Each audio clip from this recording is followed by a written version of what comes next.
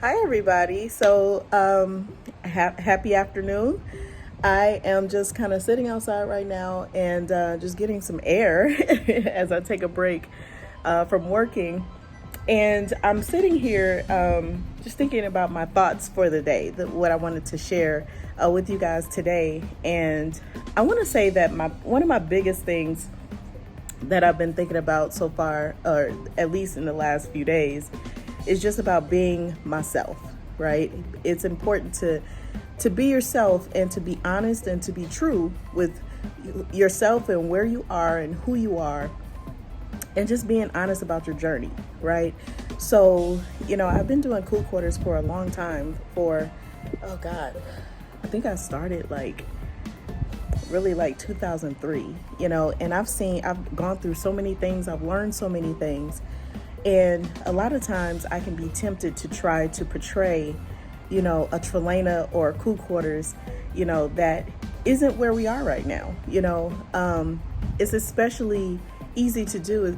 I know how to build websites. I know how to, do social media and all of that stuff. And so, a lot of times you find where people will say, fake it until you make it, right? And so the good thing about internet and the good thing about marketing and all that stuff is that you can actually portray, yourself as bigger than you are, or, as being able to do more than you can. And, sometimes I have to sit back and just think you put so much undue pressure on yourself about, trying to be all to everybody, or trying to have all these services, or trying to do, all of these different things. I can do this custom website. I can do this, I can do that. And, even now, having a digital marketing agency, I'm just a lot of times have to go back and scale down some things, because if it's too much pressure on me, on my team, on our infrastructure, on what we can do, first of all, I'm not being honest about who I am and what we can do, and honest about my journey. And, it does a disservice to us internally, and it does a disservice to my clients, And so that's my thought today, is just, it's important to just scale back and to be yourself. And so another part to that is, just I think a lot of us, especially as entrepreneurs, we take a lot of risks and we step out on faith a lot. And,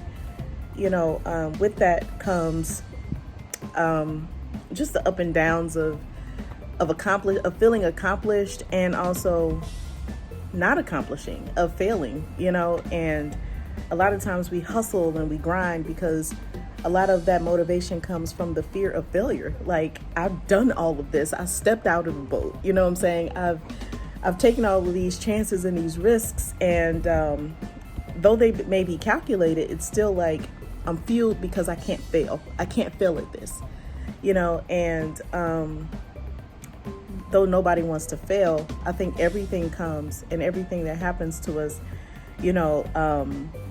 we should sit back and actually think about and learn from our experiences, learn from mistakes even that we've made, and, just trust God to help us through, especially inviting him into our business and our decisions and things like that. And so with that, I want to just say, I'm just reminded of a scripture as I'm talking about being your genuine self, in Zechariah 4:10, just about not despising, small beginnings. Don't despise. If you're small right now, if you're a small business owner, don't despise your small beginnings. Don't think that, you're nothing and that you have nothing to offer. And, I'm saying that there isn't a client out there who will want your services just because you aren't on all the social media platforms, or just because your website isn't as great as someone else's, or you don't have the latest and greatest tools. But realize that what you have right now, I know and I have dealt with this. And one of the things that God tells me is, use what you have. What is in your hand. It's like what he said to Moses, right? It's like, use what you have in your hand. What tools do you already have? What do you already know? What software do you already have at your disposal? What resources are we already given?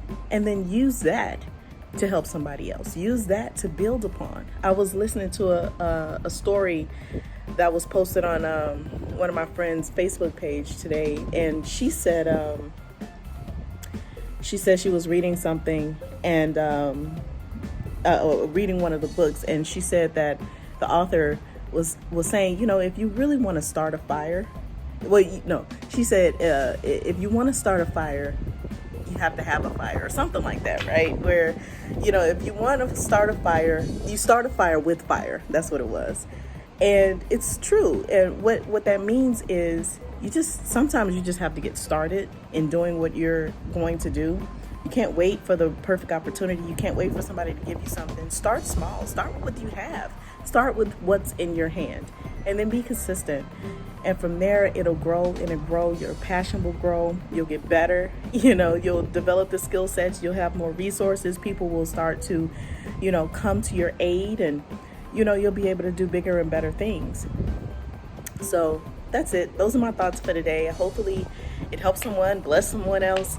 And if you have anything else that maybe I should think about or talk about on my channel, just let me know. I'm here. Talk soon.